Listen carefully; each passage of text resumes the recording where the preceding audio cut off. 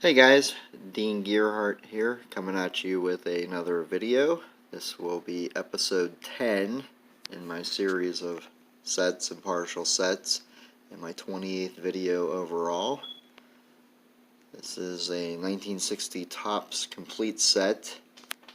If I had to give it a grade, I would say overall excellent.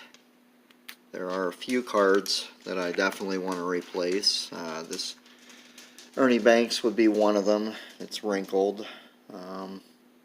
Eventually, for now, overall I'm very pleased with it. It was a labor of love. This is my absolute favorite set from the 60s. Not aware of any major variations with this set other than the backs. Some of them are cream colored. But overall, I don't really know of any major variations though. I started this set around 2011. I won a lot of cards, like over 200. From the same seller, I got some 1972, 76, 77 partial sets, and I just kind of built off of it from there. There were some minor stars in there as well. I think that Ernie Banks might have came out of that as well. But overall, just a very eye-appealing set. The colors, the two pictures in the front. I just personally find this to be one of their best sets. This is probably my second favorite set overall, with the 1956 set being my favorite. But anyways, this set has 576 cards, I believe. Let me double check here. No, 572. With the last, say 80 to 100 being the high numbers. A little more scarce to find. I mean, they're out there. You can find them if you want to spend the money, but that's where the more expensive cards are, aside from the Hall of Famers.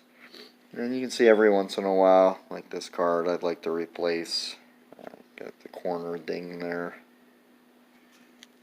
But if I never replaced them, I'd still be happy with what I have here.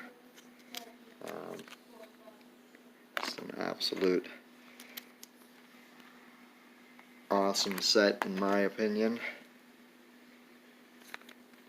I think it would have been really neat to have bought these cards when they came out. I was born 10 years later, so I missed the fun of these. Major cards in this set, that would be the Carl Yastrzemski rookie, which I'll show you here in a second.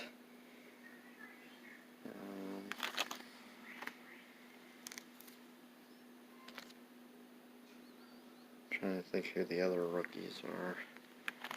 I don't think there's any real big Hall of Fame rookies in this set. Nothing's coming to mind right now.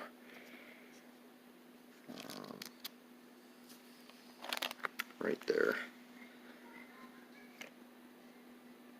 Just a little off center, left to right. Corners are pretty good. I was happy with this overall. These little print dots, it's pretty common on these cards.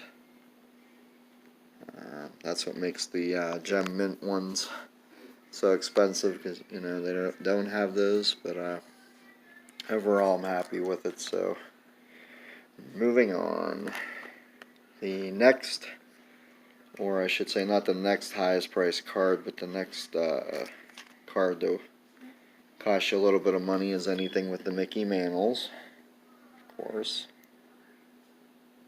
And that might be a card I might consider replacing someday, just because the corners are a little rounded.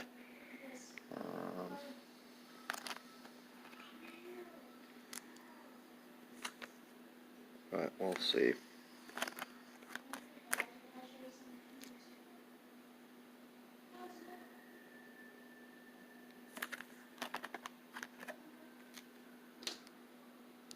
Again, like I said, this is my absolute favorite 1960s set, mainly because of the horizontal layout on them and the vibrant colors on them. I just think it's really a nice set. And it's popular with a lot of people. I see a lot of guys going after this set when I'm at the shows, and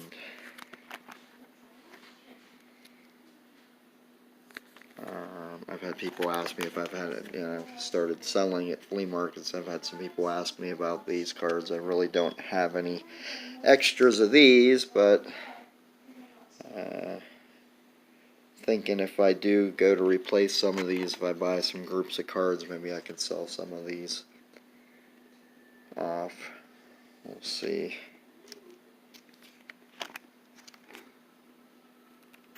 Stan the Man usual. Like I said, in my opinion, I would say most of these are excellent. The few here and there, like right here, this would be a candidate for a replacement.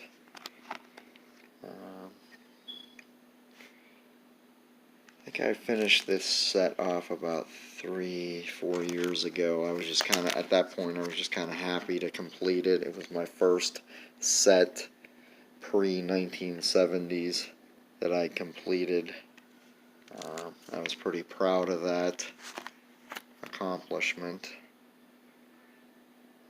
I know that might sound silly to some people, but I feel a sense of accomplishment when I complete a set, and I know some of you out there do feel the same. Some of the people that subscribe to my channel are not collectors, so they might find that a little strange to say, but I know fellow collectors out there, you get that sense of accomplishment. Actually, every time I complete a set, whether it's a newer set or an older set like this, I always say to my wife, "Congratulate me," and she rolls her eyes and says, "Congratulations," because she knows I've completed a set. I do that with my kids too, and sometimes they just walk away from me. There's another one I'm going to need to replace, this Hank Aaron. I think this was another one that came with the group when I bought it. But anyways, I do it with my mom too. If I'm on the phone with her, I'll say, "Congratulate me," and she's like, "Oh yeah, you finished another one." So, this Willie McCovey, I think I actually bought. And I think at the time when I did, I was more concerned with trying to, just buy it and get it over with kind of thing, but I think that's definitely going to be a candidate for a replacement. This is one of my favorite Roberto Clemente cards, also known as Bob Clemente. But yeah, this by far is one of my absolute favorites of him.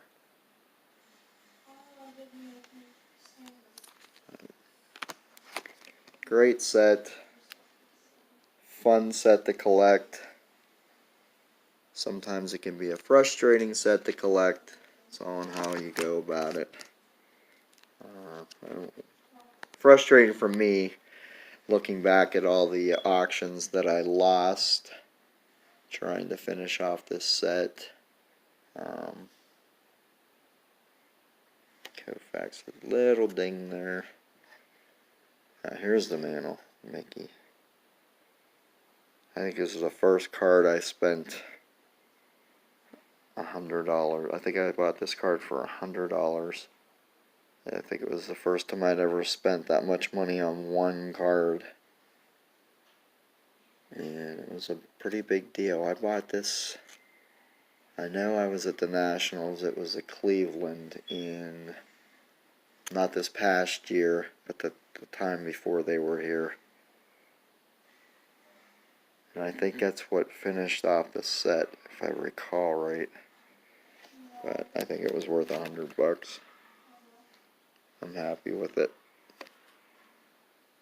Yeah, it was definitely at the Cleveland show, and it wasn't the last. Definitely wasn't last year's Nationals. It was the last time they were here. I think it was in 2015. It was the last time before that it was in Cleveland. So I was pretty happy. Yes, that's when it was. That was the last card I needed because I got in the car and I told my wife congratulate me, and so she rolled her eyes like I said, congratulations. But anyways, let me jump forward here a little bit. This video is getting a little too long. I wanted to get to the higher number cards. Just show you them.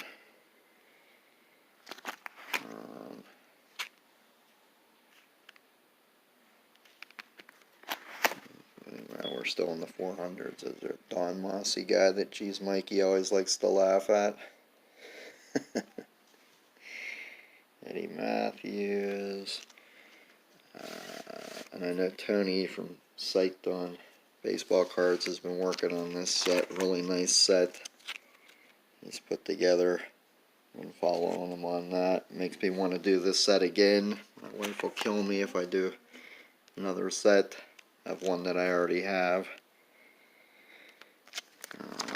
Anyways, let me spring forward here a little bit to the real good ones. Let's see here. It's Frank Robinson, Duke Snider,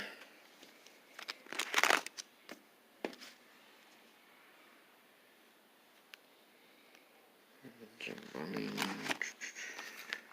Where are we at here? I think they start at 5. I think we're in them. I think these are the high numbers, if I recall. And I think these I all bought. They did not come in that lot, so these ones I definitely bought. And I tried to get the best I could for the price. So I don't really think I'm going to replace any of these unless there's something really major wrong with them. But like I said, I think I bought all these individually as I was building the set. Yeah, some of these are really nice. I spent the money to get better shaped cards. Okay, and then here we go. They go into the sports magazines. Let's see, this one may have come with that lot of cards, because I don't think I would have bought one like that. But I do remember buying these ones. What it is with the Willie McCoveys and buying them off center, but might be one to replace. There's a lot of Hall of Famers. So these ones are going to run you a little more money. There's the Mickey Mantle. Zoom in on that.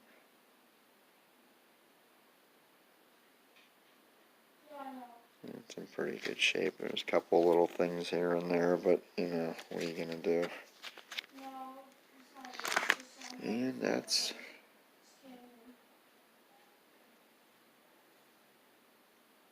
it. This set. 572 cards. Anyways, this video has gone way long, but I wanted to spend some time with it because, like I said, this is my absolute favorite 60s set. And overall, if it's not my number 2 favorite set behind the 56 Topps, it is definitely in my top 5. Well, that's about it, guys. Hope you enjoyed. Have a good day.